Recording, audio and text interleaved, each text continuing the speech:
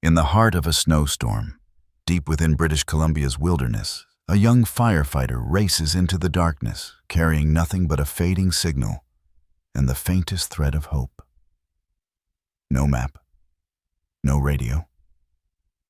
And then something appears. A creature. Its ice-blue eyes lock onto his not with threat, but invitation. It doesn't bark. It leads. And he follows. This is no ordinary dog. And what he discovers beyond the fog will change everything we thought we understood about life, death, and the invisible threads between them. A true story, a soul that never left, and a child saved by something no one dares to name. Subscribe to our channel now to witness haunting, emotional, and unforgettable true stories right here where truth feels stranger than fiction. Giữa cơn bão tuyết rừng sâu British Columbia, một người lính cứu hỏa trẻ lao vào bóng tối với trái tim nặng trĩu và chỉ một tia hy vọng mong manh. Không bản đồ, không tín hiệu. Và rồi, một sinh vật lạ xuất hiện. Đôi mắt xanh băng giá nhìn xoáy vào anh không phải sự đe dọa, mà là lời mời. Nó không sữa, nó dẫn đường, và anh đi theo. Đó không phải là một chú chó bình thường. Và những gì anh tìm thấy sau lớp sương mù ấy sẽ thay đổi mọi điều chúng ta từng tin về thế giới này. Một câu chuyện có thật, một linh hồn không rời đi, và một đứa trẻ được cứu bởi điều mà không ai dám gọi tên. Đừng quên đăng ký kênh ngay bây giờ để không bỏ lỡ những câu chuyện kỳ bí xúc động và ám ảnh nhất chỉ có tại đây, nơi sự thật vượt khỏi cả trí tưởng tượng. The morning mist draped over the thick pines of British Columbia like a secret. It moved slow and low, veiling the forest floor, curling around the trunks, and disappearing into the undergrowth as if it had something to hide.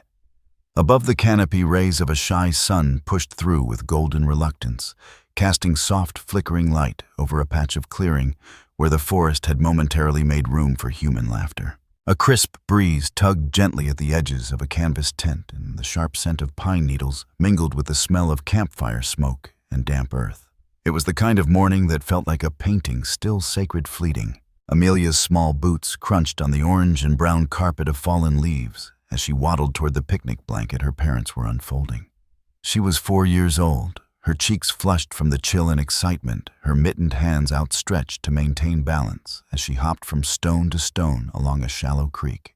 Her jacket was yellow, a bright dot of joy in an otherwise muted landscape, and her laughter rose in peals, like bells ringing through the cold forest air. Her father, Greg, watched from beside a tree holding a thermos and smiling in that tired but grateful way. Parents smile when their child is too happy to sit still. Her mother, Rachel, knelt nearby setting out snacks and occasionally looking up with a soft kind of love that was almost too big for words. They were a small family in a vast wilderness. No cell signal, no roads for miles. Just 3 people surrounded by thousands of acres of towering trees, hidden lakes, and trails. So old even the rangers didn't patrol them often. "This place is magic," Rachel said softly, mostly to herself. Greg nodded, sipping coffee. "Feels like the world forgot to ruin it." A pair of chickadees fluttered past, wings slicing the mist. Far off, an owl hooted once and then went quiet. Every now and then, something rustled in the underbrush, a squirrel, maybe a raccoon. But the sounds didn't feel threatening. They felt like life going on, as it should. Amelia ran to them breathless, holding up a pine cone as if it were a trophy. "This one's the biggest yet," she squealed. Greg bent down. "That's a mighty fine pine cone, baby bear." She beamed, hugging it to her chest. "Can we bring it home?" "Of course," Rachel said. "It's your forest treasure." They weren't from here. The Davenports lived in Vancouver in a modest apartment complex, sandwiched between 2 noisy intersections. Greg worked IT for a school district. Rachel taught elementary art. Amelia was their only child, conceived after 3 painful years of trying. This trip, this quiet piece of forest, away from the city's grime and chaos, was a gift. A breath. A moment in which nothing hurt. Their campsite sat just beside Barefoot Trail, a hiking loop known only to those who had once followed old ranger maps or had family ties to the area. They had found it thanks to Greg's late uncle, a former forestry worker who used to tell campfire tales about coyotes who sang in Latin and deer who could vanish into thin air. The man was mostly drunk and wholly mysterious, but when he died, Greg inherited a box of hand-drawn maps. One marked with a red X had simply read, "For when you need to remember who you are." It took 3 hours on a muddy service road, and another 45 minutes hiking with gear to reach this place. And yet here they were. And for the first time in what felt like years, silence didn't feel empty. It felt full. The sun rose higher. Squirrels darted from branch to branch. Somewhere water trickled over stones. They ate oatmeal from camp mugs and fed Amelia bits of banana and peanut butter toast. Then they went exploring. Amelia collected rocks, pointed out trees she was sure were secretly alive, and named a stump Sir Loggles. She talked endlessly, her imagination unspooling like ribbon. They found an old fire ring, long abandoned, with a moss-covered log that had once served as a bench. Amelia plopped onto it with a dramatic sigh. "This is my throne," she declared. "I am queen of the forest." "Then we are your loyal subjects," Rachel said, playing along. Greg mock bowed. "May I offer Her Majesty more toast?" "No," Amelia said with regal finality. "But I want to build a castle." So they built one. Out of twigs and stones and pine cones. A small one, a lopsided monument that only a child could see as grand. When it was done, Amelia clapped and said, "I want to stay here forever." Rachel kissed her forehead. "I hope you always feel that way about the woods." The day bloomed slow and golden. They went back to the tent when the clouds thickened. Greg took a nap. Rachel sketched. Amelia drew a dog in the dirt with a stick, naming him Blue for no reason she could explain. "Does Blue live here in the forest?" Rachel asked. Amelia nodded, serious. "He protects people." "From what?" "From being lonely." Rachel smiled. "That's a very good dog," Amelia whispered. "He's not a dog. He's a light." Before Rachel could ask more, Amelia skipped off, chasing a monarch butterfly through a patch of sunlight. Later, they roasted marshmallows over a fire Greg struggled to light. The wind picked up and the smoke swirled sideways, but Amelia didn't mind. She smeared sticky sugar across her nose and declared herself a marshmallow dragon. Dusk came fast, as it often does in the woods. One minute the trees were gold and warm. The next, shadows stretched long and the air grew sharp. Greg stacked firewood in a teepee just in case the night turned colder than expected. They zipped Amelia into her sleeping bag, read her a picture book by flashlight, and kissed her goodnight as the crickets began their lullaby. Rachel lingered beside the tent flap, watching the fire die down, her heart full in that aching way all parents know when their children are safe for now. Then it came. A moment that passed too quickly to catch, but left a splinter of unease. A whisper through the trees. Not the wind, not an animal. Something older. Something watching. Rachel turned. Nothing there, just woods. She shook it off. Fear in the forest was normal, natural even. You had to respect the wild. Inside the tent, Amelia mumbled in her sleep, "Blue is coming." Rachel paused. "What did you say, sweetie?" But the child was already silent, breathing even. That night the family lay beneath nylon and stars, surrounded by 100 miles of forest, wrapped in blankets and dreams. The fire died down to embers. The moon rose fat and low. A wolf howled in the distance, a single mournful note. No one knew that 24 hours from now, their entire world would come undone. Because in forests this old, where moss grows over memory and time, forgets to tick, the wild sometimes stirs with a purpose. And when it does, nothing is ever the same. No one knew this camping trip would become legend. Amelia had always been light on her feet, too quick, too curious, and too small for the world to notice when she slipped away. The sun had barely warmed the mossy stones around their tent when the moment happened. One moment she was with them just a few yards away, still in sight, balancing on a crooked tree root, pretending it was a pirate ship's mast. The next, her bright yellow jacket flickered between the ferns, chasing something that only she could see. It was a squirrel, fast, twitchy, and utterly unaware of the story it was about to write. "Look," she shouted. "He's got a nut in his mouth." Rachel looked up from the camping stove, smiling. "Don't go too far, Amelia." But the girl was already bounding away, ducking under a low branch, leaves crackling underfoot. Greg was busy tying a tarp overhead in case the clouds rolled in.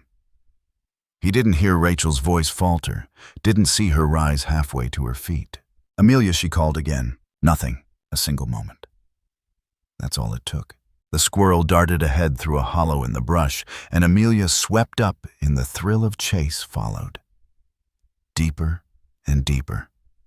Past the trees she could name, past the log she'd sat on to eat her banana, past the bend in the trail where her father had said, "We stop here." But 4-year-olds don't measure distance in steps or seconds. They measure it in wonders.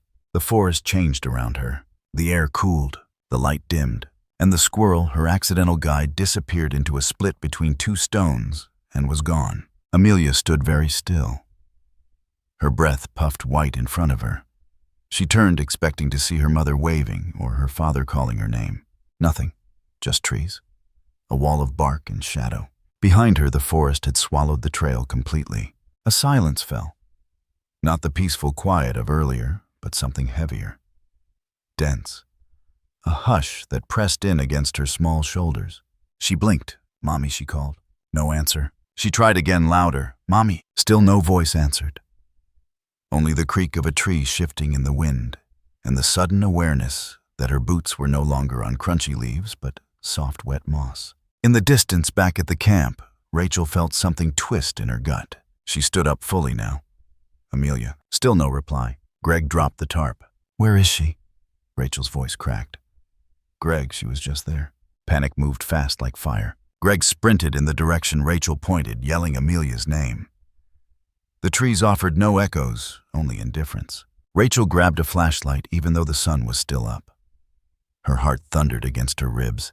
Each second stretched. Each breath hurt. The forest, once enchanted, now felt like a maze designed to trap. They searched the clearing first, behind the tent around the log pile along the shallow creek. Nothing. Then Greg saw the broken line of flattened ferns where a small body had rushed past. The prints were faint, but unmistakable. She went that way. "Should we split up?" Rachel gasped. "No, stay close. We'll track her together." But tracking is a science, and they were just parents, desperate, terrified out of their depth. The forest gave them no clues, just trees. Infinite trees. Minutes dragged. 10, then 15. Rachel kept calling her daughter's name until her voice gave out, replaced by ragged sobs. "Amelia." A crow took off from a nearby branch with a loud, accusing caw. Greg clenched his fists. "I shouldn't have turned my back. God, I shouldn't have." "Don't." Rachel snapped, tears streaking her face. "We need to move." They wandered farther than they intended, further than was smart. The trees grew closer together. The light dimmed as the sky clouded over shadows melting into each other like ink in water. Then the wind changed. It came low and sharp like a breath in their ears. Not just cold, but hollow, like something was pulling warmth from the bones of the forest. Greg stopped. "Do you hear that?" Rachel shook her head. "Exactly," he said. "It's gone quiet. No bird song, no squirrels, no rustling. Nothing but their own breath and the sound of leaves shifting slightly overhead." Silence had become an entity alive and watching. Rachel felt it too. An invisible weight pressing down on them. Like the trees had grown thicker, closer. Like the air had been drained of oxygen. They stopped shouting. There was no point. The silence devoured their words. Rachel looked up in the sky. The clouds had darkened. A steel-gray dome overhead promising weather no one had forecasted. And somewhere unseen, but undeniably there, the forest seemed to breathe. Amelia sat on a rock, knees pulled to her chest, arms wrapped around them. She didn't know how long she'd walked before she stopped. The excitement had faded fast, first into confusion, then fear, and now something quieter. Numbness. She had shouted for her parents at first, then screamed, then cried. Her face was damp, her nose red. Now she simply sat, listening to the nothing, until the wind returned just enough to make the branches above her shiver. She looked up. "Blue," she whispered. But there was no dog, no squirrel, just her and the trees. Rachel dropped to her knees in a clearing and vomited. Greg rubbed her back, but his eyes were glassy distant. He was trying to calculate how far a 4-year-old could walk in 30 minutes, in 40, through uneven terrain, through panic. "We need help," he said. She looked at him, and he knew the question before she asked it. They had no signal. Not out here. "We have to hike back. Now. One of us. The other stays in case she comes back." Rachel stood trembling. "You go. You're faster." He hesitated. "She's my baby," Rachel said. "I'm not leaving these woods without her." Greg looked like he might argue, then thought better of it. He handed her the flashlight, kissed her forehead, and ran. Rachel watched him vanish between the trees. She was alone now. Alone, and the silence pressed against her eardrums like pressure from deep water. She sat down hard on a fallen log, forcing herself to breathe. In, out. "Amelia. Amelia." Every few seconds she called the name again, like a prayer, like a curse. Then far away a rustle. Not a bird, not wind, not her imagination. She stood. "Amelia." No answer. The wind returned sharper this time, colder, carrying with it a whisper of movement, a shiver of dread. Rachel turned slowly. In every direction, trees. She blinked, fighting the rising scream in her throat. And in the distance, Amelia felt something. A shift. Not sound exactly. A change in air, as if something warm had entered the cold. She lifted her head. Far off beyond the blur of trees, a flicker of color, blue-gray. But it vanished. Still she stood. Something in her small body told her move. That same voice that told her she was in trouble now told her she wasn't alone. She took one step forward, then another. Branches snapped behind her. She turned. Nothing. Just wind, just silence. But it was changing. Everything was changing. Rachel screamed into the silence again. "Please, please, baby, come back to me." But the woods didn't answer. They only listened and waited and breathed. The forest had swallowed Amelia. It wasn't just that she was missing. It was that there was nothing. No shoe prints. No snapped twigs. No calls echoing through the trees. Just a little girl lost somewhere in a wilderness that suddenly felt as endless as it was merciless. By the time Greg reached the ranger station, his chest was heaving and sweat had frozen to his back. The sun had disappeared behind a solid wall of gray. The wind bit deeper now, sharper, not yet full winter, but threatening it like nature was holding its breath. The station sat low in the valley, a squat wooden building with a two-way radio and a flickering neon "open" sign, barely visible behind fogged windows. Greg slammed the door open, breathless. "My daughter," he gasped. "She's 4. Missing. Barefoot trail. Maybe an hour now, maybe more." The ranger on duty, a lean man in his 50s, with sun-leathered skin and a fireman's posture, stood fast. No questions, no delay. He grabbed the radio. "This is Post 7 requesting immediate SAR mobilization. Missing child. Female, 4 years old. Barefoot perimeter. Send aerial if available. Copy." A crackle. "Then copy that. Dispatching units now. ETA 35 minutes. Greg collapsed into a chair, fists pressed to his forehead. Back at the site, Rachel wandered in frantic circles, yelling until her voice became a rasp. She no longer noticed the cold, or the wind, or the way the forest tilted around her like it was slowly tightening its grip. When the first responders arrived, they came in a blur of motion boots, pounding maps, unfurled thermal scanners, unpacked radios lighting up. Red jackets, stern faces, names spoken only once before action took over. Liam was one of them, youngest in the unit, a firefighter who volunteered for SAR on weekends. He was quick to move silent to judge. And something about this case, this mother with her dirt-streaked face and shaking hands, got to him more than it should have. They set up a perimeter grid maps, pinned to makeshift boards, compass readings called out like lifelines. Every second mattered. Cold did strange things to children's bodies. Disorientation, hypothermia, silence.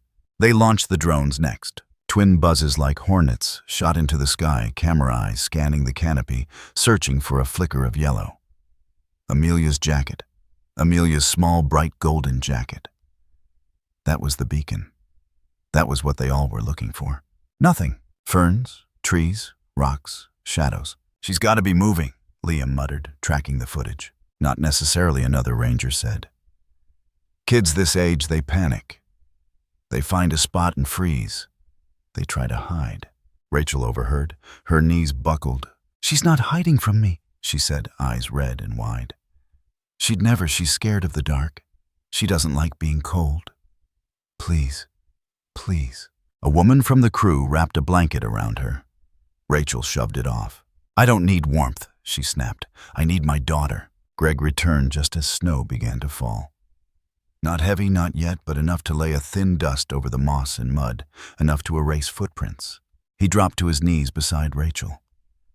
She folded into him, burying her face into his coat, and sobbed like it would kill her. "I was right there," she whispered. "She was right there." "I know," he said, though the words meant nothing. "I know." Search teams fanned out in lines following radio calls, flare markers, and intuition. Dogs sniffed packs of Amelia's clothes, but the cold and the wind and the coming snow made scent tracking unreliable. "God," one handler muttered. "It's like she vanished." Every moment was weighed against risk. How long since she drank water? How long until her temperature dropped? What wildlife was active this far out? None of the questions helped. Not really. They only reminded everyone how quickly time turns cruel. Rachel paced between search groups, her mind refusing to believe that her daughter was alone. She knew Amelia. Her daughter would scream, would fight, wouldn't just disappear. She cornered Liam as he reviewed thermal scans. "Have you ever seen this before?" she asked. "A child this small gone this fast?" He hesitated. "No." "Then maybe she's not alone." Liam blinked. "What do you mean?" Rachel's face twitched. "I don't know. She was talking about something earlier. A dog." "Blue." She said he protects people. Liam glanced at the other rangers, wary of sounding foolish. "I've heard stranger things," he said quietly. "And if she believes she's not alone, that might help her keep calm. That matters." Greg stepped closer. "Do you think she's still safe?" Liam's jaw tightened. "We're going to do everything. All night if we have to." And so they did. The snow began falling harder now. Flakes, thick and wet, clinging to every branch.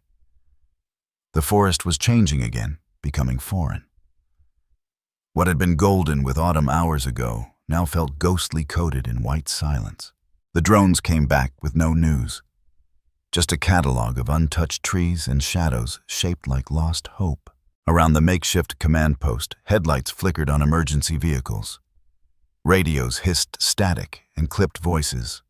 A kettle whistled. No one drank. Rachel hadn't sat down in hours. Her eyes were swollen, her voice gone. She walked the perimeter like a ghost, just like one of those grieving mothers in news footage she used to skip over. But this was her. This was now. Greg finally got her to sit on a log near the fire. He wrapped his arms around her as she shook. "She's strong," he said into her hair. "Our girl is strong." But Rachel didn't answer, because in her heart, she couldn't shake the feeling that something had passed, a shift. Like a thread had snapped somewhere far away, and she was afraid, not just for her daughter, but of the forest itself. The night thickened. Headlamps pierced the dark. Shouts echoed through the trees. Still nothing. Somewhere far away, unseen, the storm tightened, and time kept ticking. The storm had settled like a threat. Not violent yet, but lingering, as if the clouds themselves were holding a breath, watching. The search parties had regrouped for a brief moment of warmth and recalibration. Even the strongest among them wore the quiet fatigue of helplessness. Beneath the floodlights, maps lay sodden radios, crackled with static, and gloves steamed over a barely alive fire. And then there was Liam. He stood off to the side, eyes on the dark line of trees beyond the light's reach. His jaw was set, but his fingers twitched against the strap of his vest like a man wrestling with something inside him. Something rising, irrational. Impossible to shake. A thermos was shoved into his hand. "Drink," said a voice behind him. Liam turned. The man who'd handed it to him was built like the forest itself, broad, deeply lined, and older than he looked. Ranger Jack Monroe had served British Columbia's wilderness for nearly 40 years. A relic with boots older than most rookies. "I'm fine," Liam muttered. "You're not?" Jack replied, dropping onto a cold bench beside him. You've got that stare, like something's rattling the bones, and you don't know if it's fear or fate. Liam didn't answer. Jack took a long sip from his own mug, then exhaled. Let me ask you something. You ever hear of the light dog? Liam blinked. The what? Blue light, pale as snow light, but it moves like breath through trees. Sometimes looks like a dog. Sometimes just a flicker. Depends who's looking. Liam raised an eyebrow. Jack smiled faintly. Yeah, that face right there. I know it. Heard it for years. Old Jack and his ghost stories. But I've seen it. Once. The wind hissed through the branches above them, like a whisper neither man wanted to decode. Jack's voice dropped to a hush, almost as if afraid the forest might be listening. Fall of '77, he said. I was green like you. Big fire up north swallowed 2 ridges. Took a Boy Scout troop by surprise. 6 kids, 4 rescued within the first hour. 1 dead, 1 missing. Liam leaned in slightly. They called off the search after day 3. Snow had started by then like this. Cold enough to kill a child in hours. Parents were begging, screaming. It got ugly. I stayed. Didn't even tell command. I just couldn't let it go. Jack stared at the trees, the steam from his mug curling upward, like breath into the black. Nightfall on the 5th day. I saw something, he continued. Thought it was moonlight on snow at first. Then it moved. Fast. Flickering between the trunks like lightning with a heartbeat. What did you do? Liam asked. I followed. Liam waited. And Jack turned to him, eyes sharp now. I found the kid, half buried in snow under a rock ledge. Unconscious, but alive. His jacket had been torn off, but his chest was warm. Like something had laid beside him. Liam's mouth went dry. Dog tracks, he asked. Jack shook his head. No tracks, no heat signature, no nothing. Just that kid and the sound of the wind, like it had just left. There was silence. Then Jack added softer. When the boy woke up, he said the same thing the mother did today. Blue kept me warm. Liam stared at him. You're serious? Dead serious, Jack replied. And I don't care if you believe me. Hell, I don't care if the whole station thinks I'm crazy. But I've walked these woods too long to pretend they're just bark and dirt. There's something deeper here.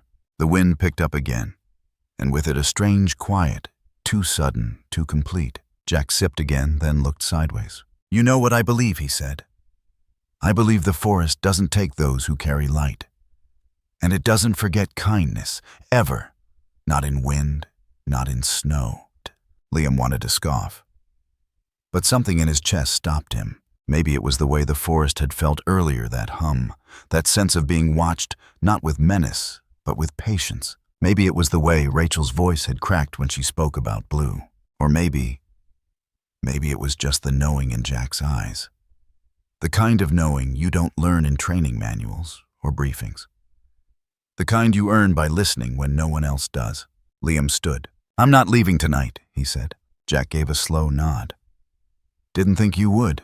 And so when the rest of the team rotated out to shelter, some to warm tents, others to vehicles, Liam remained. He packed a small thermal bag with rations, slung a heat blanket over his shoulder, checked his headlamp, and stepped past the last circle of floodlight into the tree line. He didn't shout. He didn't move fast. He walked the edge of silence, the place between search routes and shadows, letting instinct pull him. Every so often he stopped and whispered Amelia. But the woods gave no answer. Still he kept going. Behind him, the radio at base crackled to life. A dispatcher asked for Liam's position. Jack picked it up. He's taking a walk, Jack said. You authorized that. Jack paused. I didn't need to. Then he set the radio down, leaned back and stared into the snow. The wind was rising. The stars had gone. And somewhere in that vast, white-breathing forest, something old had stirred. The forest had gone still again. Liam's boots sank half an inch into the soft white crust of fresh snow as he moved between the trees. His breath left in bursts, fogging up the edges of his headlamp. Behind him, the last flickers of base camp had long disappeared. Ahead, just forest, and a kind of silence that didn't feel empty. It felt alert. He wasn't calling out anymore. He hadn't for some time. His voice had worn out, and there was something about the stillness around him that didn't seem to like noise. Like every echo could wake something best left sleeping. The wind had picked up slanting flakes across his face like tiny knives. They clung to his beard, melted into his collar, soaked through his gloves. His legs were trembling not from fear, but something close. Expectation. He didn't know what he was waiting for, but he felt it before he saw it. A prickling at the base of his neck, the feeling of being seen. Then from the corner of his eye movement. He spun to the left just in time to glimpse something pale and fast vanish behind a tree. His breath caught. He stepped forward slowly, listening. The snow muffled every step, every snap of twig. But he could feel it now. Close. Watching. And then like a ghost stepping out of memory it appeared. Not from the shadows. Not with a growl or a snarl. Just there. Silent. Still. A dog.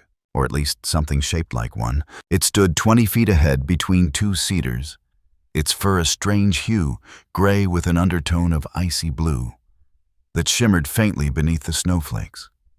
Not glowing, not artificial, but luminous in a way the forest didn't explain. Its eyes met his, and that's when Liam forgot how to breathe. They weren't normal eyes. They were clear, crystalline, like the frozen surface of a lake right before it breaks. No pupils, just light and depth and a reflection of something ancient. The dog didn't move, didn't blink. Then it barked, once. A short, sharp, echo-breaking sound that rang off the trees like a gunshot. Liam flinched. The dog barked again and again. Then it turned and ran, not away, but with purpose. Glancing back once, like it wanted him to follow. "Wait," Liam said, instinctively, already stepping forward. He didn't know why, or what this thing was, but every inch of his gut told him this was it. This was what Jack meant. This was what the mother spoke of. This was Blue. The dog disappeared behind a rock outcrop. Liam started after it, crunching through snow branches, slapping at his arms. Then came a pause. He stopped at the edge of a drop, a slope coated in ice and loose dirt leading down to a gully. The dog had made it across easily, footprints vanishing into the white below. Liam hesitated. He was alone. No radio signal, no backup. The others didn't even know he was this far in. But then came the sound, a bark muffled urgent from deeper in the woods, and something else, a child's cough, faint, weak, but unmistakable. His heart slammed against his ribs. He didn't think. He ran, down the slope, slipping once, catching himself on a root, lungs, burning eyes straining against the snow. The dog was ahead now, bounding between trees, stopping only to bark and wait. It didn't look back anymore. It knew he was coming. They ran like that for minutes that felt like years. Liam's legs screamed. His gloves tore. Branches sliced across his cheek. Still he followed. Then suddenly Blue stopped, dead still. Liam stumbled into a small clearing, panting. The snow here was deeper. The wind had dropped. It was almost calm. And there, under a shelf of rock, half covered by pine needles and a sheet of bark, was Amelia. Curled into herself, her cheeks raw with wind-burned lips pale. Her jacket was zipped but soaked. One mitten was missing.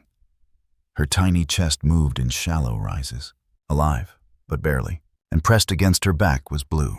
Liam froze. The dog looked up at him, eyes glowing faintly, and then it stepped away. Just enough for Liam to rush in. He dropped to his knees, pulled off his gloves, touched her neck. "Warm, still warm, Amelia," he whispered. She didn't respond, but her eyes fluttered. A soft whimper escaped her lips. "You're okay," Liam said. "You're okay, I've got you now." He pulled the heat blanket from his pack, wrapped her in it, secured her tightly to his chest with the straps. His hands were shaking, but his focus was razor sharp. Then he turned to the dog, but Blue was already walking away. Slowly, silently, back into the trees. "Wait," Liam called. The dog stopped once, looked over its shoulder, and then was gone. Not into the trees, into the light between them. Liam stood there in the cold snow, swirling a child in his arms, and a question in his soul he would never be able to answer. But he didn't need to. Some things, he realized, don't need to be explained. They only need to be believed. The moment Liam crossed the slope, something inside him shifted like a switch flipping. He was no longer just searching. He was chasing. Chasing not only a child, but the invisible thread of something ancient that seemed to tug him forward through the cold. He didn't know where Blue had gone, but the trail it left behind was unmistakable. There was purpose in this path, direction. And Liam, though his legs were buckling and his breath shallow, couldn't stop now. Snow beat sideways into his face like 1,000 tiny fists. Wind screamed through the trees, snapping branches, bending saplings until they creaked like bones. The forest was no longer passive, it was alive and angry. He pushed deeper. The terrain worsened. Roots rose like hands from the ground. Fallen logs crisscrossed the path. At one point, he had to climb over a massive cedar that had collapsed, its base ripped from the earth like a tooth. He paused for a breath, headlamp scanning left and right. The beam barely pierced the thickness of the dark now. Snow caught the light and bounced it back at him, blinding. His boots were soaked, his thighs ached. But that sound, the faint echo of a bark carried on the wind, kept him moving. And beneath that, something else. A low whimper. Liam stopped cold. It was so faint he thought it might be the wind again. But no, there it was. A tiny broken cry. Human. Child. He moved faster. The terrain narrowed, sloping into what felt like a ravine, steep and slick with ice beneath the snow. He slipped once, smashing his shoulder against stone. The pain lit up his vision, but he bit down, shoved himself upright, and kept going. Amelia, he called hoarsely. Amelia, I'm coming. Another cry, this time louder. And then suddenly he saw her. Not directly, not immediately, but the faintest glow of yellow deep within a narrow crevice between two moss-slicked rocks. She was curled into herself, wedged into a gap barely wide enough to fit her small frame. And beside her, Blue. The dog was soaked. Its fur clung to its ribs. Snow covered its back. But it didn't move from its post, didn't shiver, didn't even flinch at Liam's approach. It simply watched him, protective, silent. Like a sentinel of something not entirely earthly. Liam dropped to his knees at the mouth of the crevice, snow biting into his skin. He reached in, heart pounding. Amelia, he whispered. Her eyes fluttered open. Unfocused at first, then locking onto him with quiet recognition. Mama, she murmured. No, it's okay, sweetheart, Liam said gently. I'm a friend. I'm here to take you home. He couldn't reach her easily.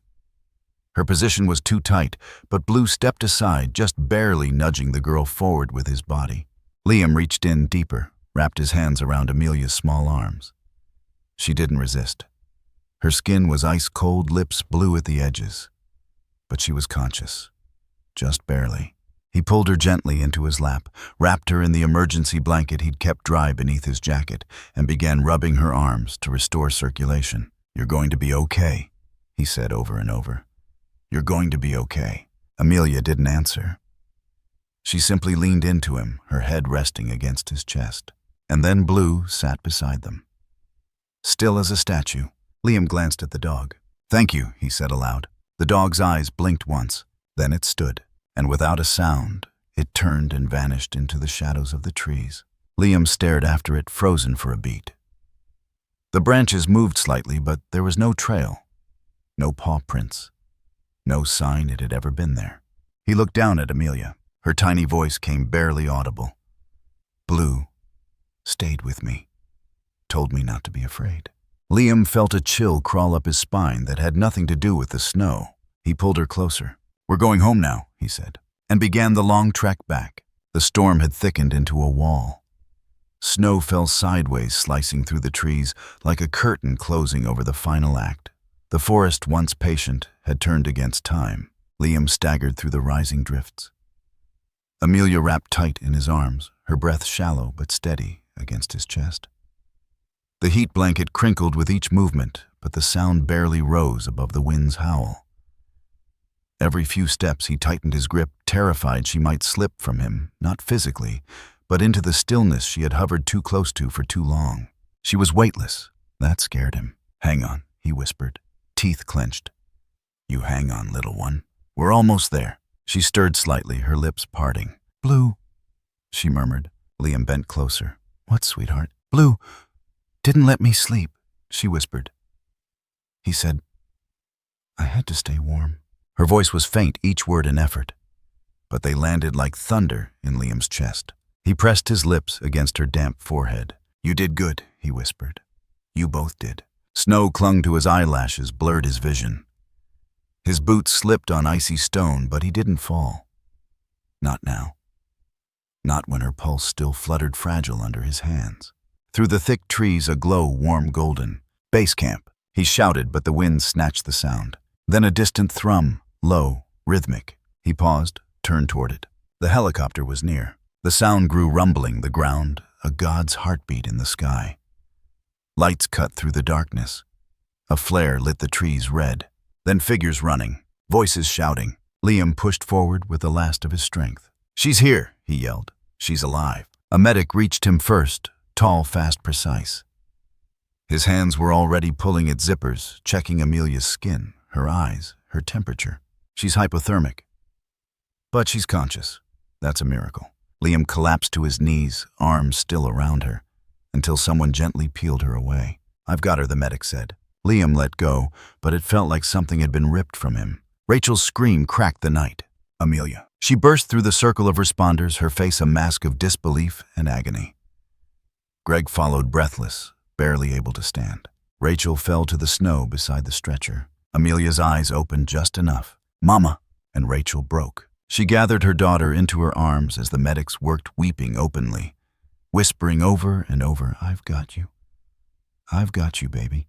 Greg knelt his hand on his wife's back, his other holding Amelia's tiny fingers. It was a scene no one spoke during, no one dared. Even the snow seemed to fall more quietly for a moment. Liam stood back, watching, shaking. Not from cold, but something deeper, something reverent. Then he looked up, into the trees, searching, blue, but there was nothing there, just pine and white and silence. He stepped forward, ignoring the sting in his ankle, scanning every edge of the tree line. Blue, he called softly. Nothing. No bark. No movement. No glint of blue-gray fur. Just wind. Later, once the stretcher had been loaded. Once the chopper had roared into the sky with Amelia and her mother aboard. Liam wandered back toward the place he had emerged. Jack met him halfway. You found her, the old ranger said. Liam nodded. Where is it? Jack asked. I don't know, Liam whispered. I do, Jack replied. Gone, like always. No one at camp saw it, Liam said, eyes wet. They never do.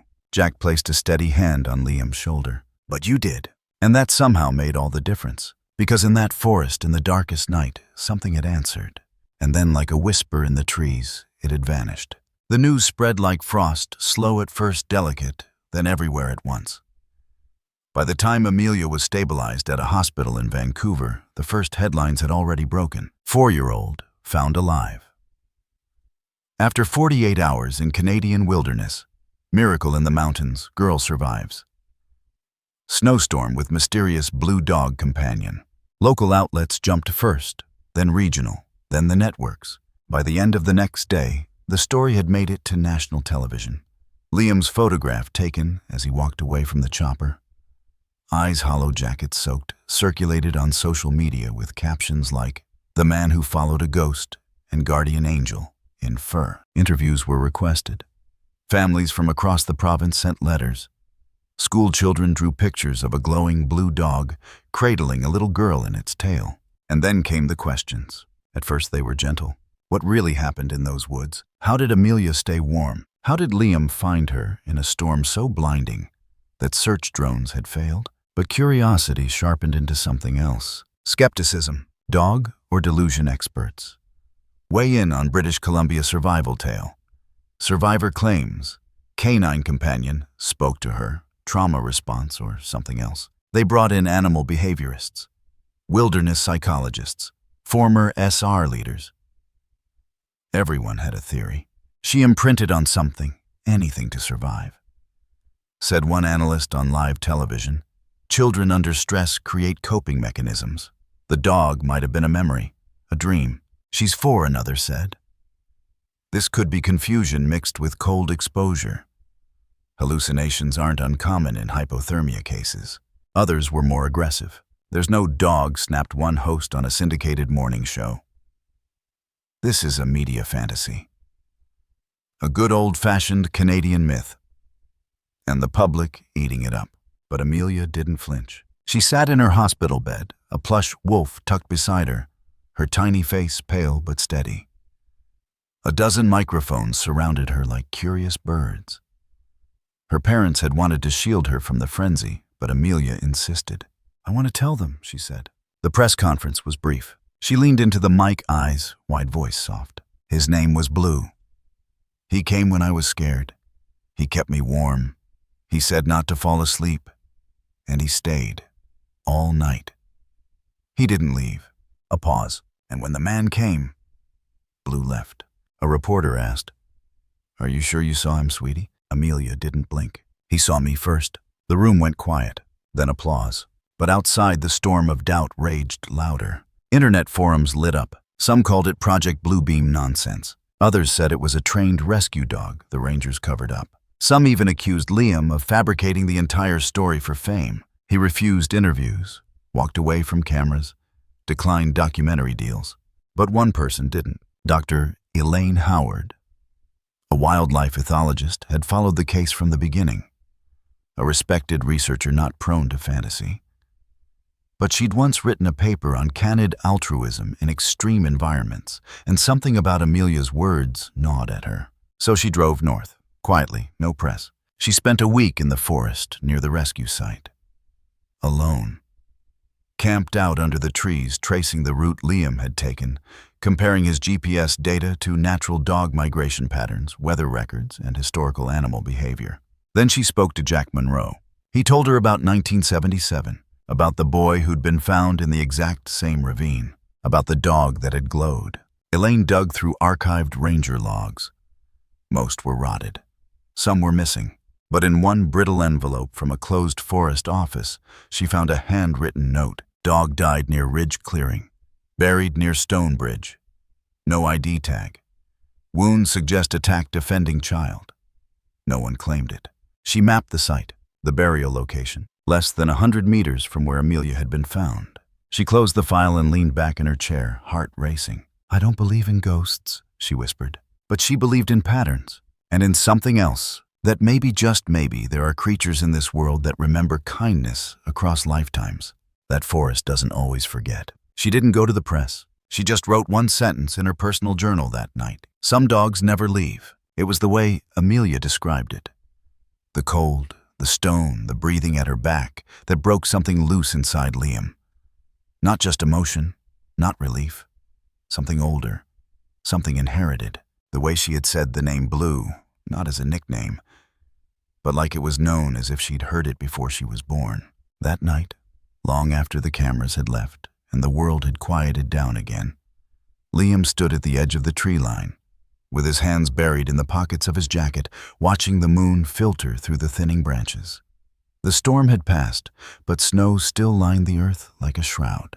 Behind him, Jack walked up with 2 mugs of coffee. "You okay, son?" Liam took one without answering. Jack tilted his head. "You look like you've seen a ghost." Liam looked at him. "Maybe I have." He didn't smile. Neither did Jack. The wind shifted, and with it something unsaid hung between them like breath on glass. Then Jack spoke again, quieter this time. "You ever ask your grandmother about that old ridge trail?" Liam turned to him, startled. "Ellie." Jack nodded. "She doesn't talk about it much anymore." But she was the first. The first what? Liam almost asked. But the answer was already there. So he drove. Not right then, not that night. But 2 mornings later, with the storm cleared and the air so sharp it could have sliced mountains, he got in his truck and headed south. His grandmother's home sat at the edge of a lake just outside Kelowna. He hadn't visited since the funeral of his grandfather years ago. She didn't travel anymore. Didn't talk much either. But when she opened the door and saw him, her eyes lit with something deeper than recognition. "I saw the news," she said simply. He stepped inside. They didn't speak for a while. She made tea. They sat at the old wood table she'd kept since the 60s. The fireplace popped behind them. When she finally looked up, her eyes were misted, her hands wrapped around the cup. I thought it would never happen again, she said. Liam didn't breathe. You remember it? He asked softly. She nodded. I was 7. We were camping north of the old lodge. My brother dared me to follow a rabbit. I got lost. She stared into her tea as if it could still hold images. It started to snow. I slipped down a slope, hit my head.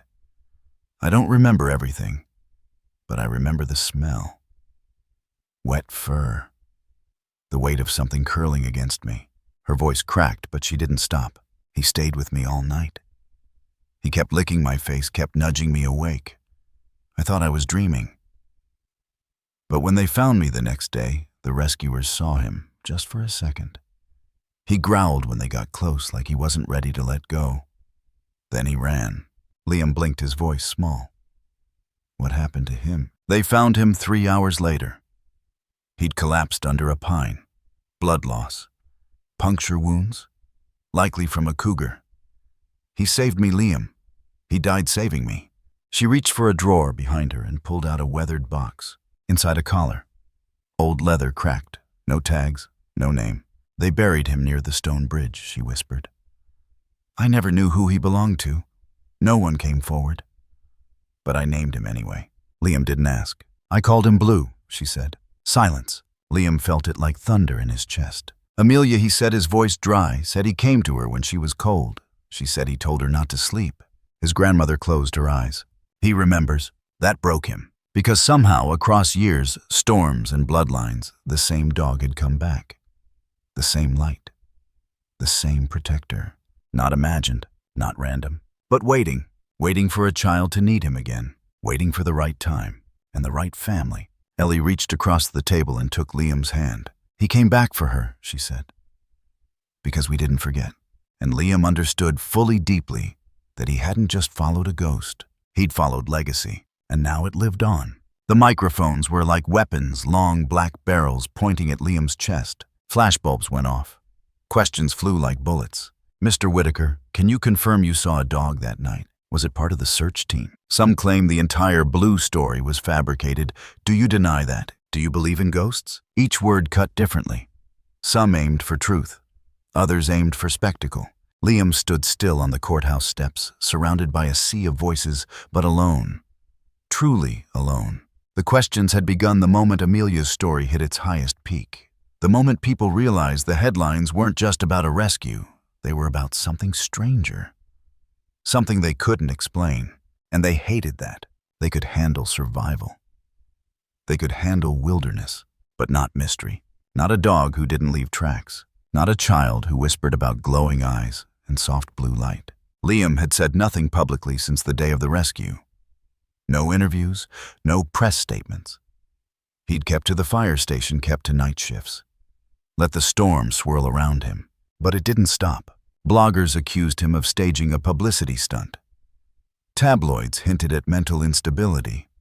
Conspiracy theorists dissected his movements down to the second. And now this. A media ambush, cameras rolling headlines, forming in real time. He took a breath, held it. Then Amelia's voice rang out. Why are you yelling at him? The crowd parted.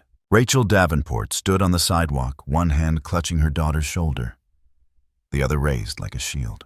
Greg was behind them, eyes hard. He found our daughter, Rachel said loud enough for everyone to hear. He went out there when others didn't. He saved her life. That's all that should matter. But the dog, one reporter started. Was real, Amelia interrupted. Silence. She stepped forward. Her boots scraped the concrete. Her jacket was too big. Her voice was small, but unshaken. I don't care if you believe me. Blue was real. He stayed with me when I was cold. He talked to me. Gasps, pen scratching, cameras zooming. Amelia turned to Liam and took his hand. You don't have to explain, she whispered, and for a moment everything stilled. Then Liam nodded once and gently stepped forward. I'll do one interview, he said. That evening the studio lights were soft, the chairs too wide, the host too polished. But Liam's voice cut through the set like a blade. I'm not a hero, he began. He didn't read from notes. He didn't pause for applause. I did what anyone would do.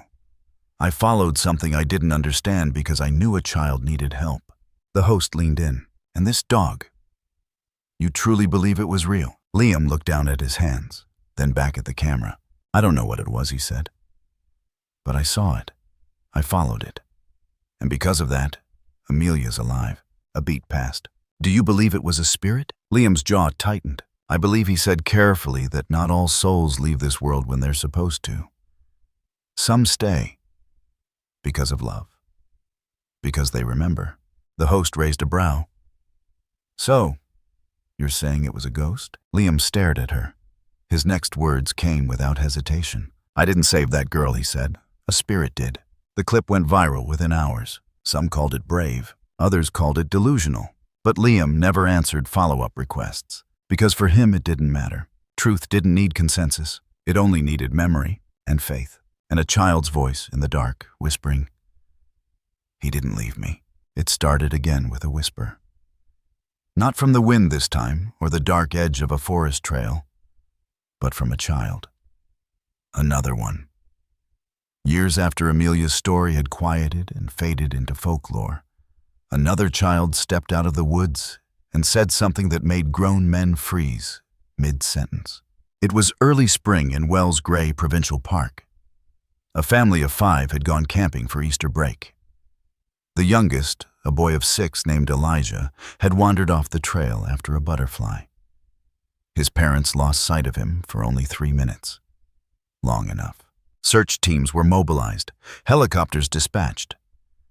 But it was the same as before. No prints, no tracks. It was as if the trees had swallowed him whole. Until 20 hours later, Elijah walked back into camp on his own, covered in dirt leaves tangled in his hair and his cheeks flushed from cold but alive. Quiet. Whole. When asked where he'd been, he said simply, "A blue dog found me." The rescuers exchanged glances. The parents wept. "It had light eyes," Elijah said. "And it wasn't wet, even though the ground was. It told me not to sleep, and when I started crying, it sang to me." He paused, looked up. His name was Blue. The news didn't run the story like it had years before. Maybe the world had moved on. Maybe it didn't want to believe again. But the town remembered, and so did Liam. He found out from a phone call a ranger friend who'd worked the original Amelia case. "You might want to see this," he said. The next morning, Liam drove to Clearwater. He didn't talk much anymore, but his silence no longer felt like retreat. It was reverence, for memory, for whatever it was that had passed between him and something not of this world. The boy's mother, nervous at first, welcomed him inside. "He talks about it every day," she said. "Draws him too." I didn't know what to do, so I painted it for him. She led Liam to the living room. And there, hanging on the wall above the fireplace, was a portrait. It wasn't detailed, not photorealistic, but the shape was exact. Broad chest, thick fur, blue-gray, eyes that looked silver until you stared too long, then they glowed. Liam's knees nearly gave. "That's him," he whispered. The woman turned. "You've seen him too." He nodded slowly, unable to speak. Later, sitting with Elijah on the back porch, Liam asked one question. "Did he say why he came?" Elijah looked at him solemn. "He said I was scared." Liam nodded. "And did you thank him?" "I tried," the boy said. "But he was already gone." Liam smiled faintly. "That's what he does." The tale spread slowly this time, not through headlines or breaking news, but through something quieter, word of mouth. Late-night conversations, murmurs over campfires. People in Clearwater, in Blue River, in the backwoods of British Columbia, began to speak of the Cho An Sang. Some said he was a spirit. Some said he was a guardian. Some believed he was born from the very forest itself. No one could prove anything. But murals started appearing underpasses, trail signs, school hallways. Always the same dog, always those light-filled eyes. And above one mural, written in childlike block letters, "He finds the ones who need him." No signature, no need. Blue was home. In stories, in hearts, in places the wind remembers. And Liam, he never searched again, because he didn't need to. He already knew what lived in those trees, and he knew it never left. They called her the girl who survived the storm. For years, that was how people remembered her. Amelia Davenport, the child found under stone and snow, cradled by something no one could explain. But she never let it define her. Instead, she carried it, quietly, powerfully, like a thread woven through everything she became. By the time she turned 27, Amelia had completed her doctorate in animal behavioral science. Her thesis was controversial, centered not on what could be measured, but what could be felt, interspecies empathy in life-threatening conditions. Some professors challenged it. Others dismissed it outright. But she defended it with fire in her voice and memory in her bones. "Not every guardian wears a uniform," she said once in a lecture hall. "Some have fur, and some don't leave paw prints." After graduation, she traveled, studied rescue animals in Nepal, observed therapy dogs in war zones, shadowed first responders using scent hounds to locate the lost in Arctic blizzards. But none of it satisfied the ache inside her, an ache shaped like a dog with silver blue eyes and a name that never left her lips. So she came back, to the place it began, to the forests of British Columbia. There, beneath towering cedars and moss-veiled stone, she built something, the Blue Foundation. Its mission was twofold: to aid in animal rescue and protection, and to assist in search and rescue efforts for missing persons, especially children. But at its heart, it was something more: a sanctuary for the forgotten, the lost, the ones on the edge of being left behind. Funding came from strange places: anonymous donors, retired SAR volunteers, a few parents who'd lost children and never found answers. Within 2 years, the Blue Foundation had deployed over 300 times in 6 countries. Dozens of lives saved. And yet, Amelia remained rooted to the forest that had once tried to take her. The headquarters stood near Barefoot Trail, where it all happened. A modern facility built not to dominate the land, but to bow to it, wood, stone, and glass folded seamlessly into the hillside. Inside, warmth, maps, photos, names, silence. And on the morning of the 5th anniversary of the Foundation's launch, something new was added. A statue, not at the entrance, not near the road, but deep in the trees, past the last signpost, along a winding footpath only a few knew by heart. They gathered quietly: former rescue workers, old rangers, children who'd once been found and now stood taller than the ones who had carried them. Journalists stayed away, not by order, but by some unspoken reverence. Liam came too. He hadn't seen Amelia in person for years. But when she stepped forward, dressed in a simple wool coat, her eyes, the same fierce calm he remembered. He felt time fold into itself. She turned to the group. No microphone, no stage. Some things, she said, aren't meant to be proven, only remembered. She stepped aside, and there it stood, a life-sized sculpture carved from reclaimed driftwood and coated in soft cobalt glaze. The posture wasn't aggressive or proud, but gentle, protective. Its head lowered, one paw forward, eyes lifted, not at the viewer, but toward something distant. Blue. A plaque below bore no date, no artist's name, only a line etched in steel. He stays with those who are cold. He waits for those who are lost. People cried, not loud, not dramatically, but with the quiet understanding that they were not alone. When the crowd had thinned, Amelia stood beside the statue. Snow began to fall, slow, fat flakes. Liam approached, stood beside her. "You built something beautiful," he said. She didn't look at him, just whispered he never wanted thanks, only remembrance. And beside them in that forest that once swallowed her whole, a hush settled, not empty, full of memory, of mercy, of something not forgotten. The forest breathed differently at dusk, not with the chill of danger or the press of silence, but with memory. The kind of hush that settles only after everything has been said. After all storms have passed, after the weight of survival has turned into the whisper of legacy. Golden light filtered through the pines of British Columbia. It bled through the mist like watercolors on wet paper, soft, uncertain, beautiful. The trees, tall and unmoving, stood like witnesses to something larger than time, older than belief. Somewhere in the distance, a breeze carried the faint scent of pine needles and wood smoke. A creek murmured beneath a ridge. The last call of a raven echoed once and then vanished.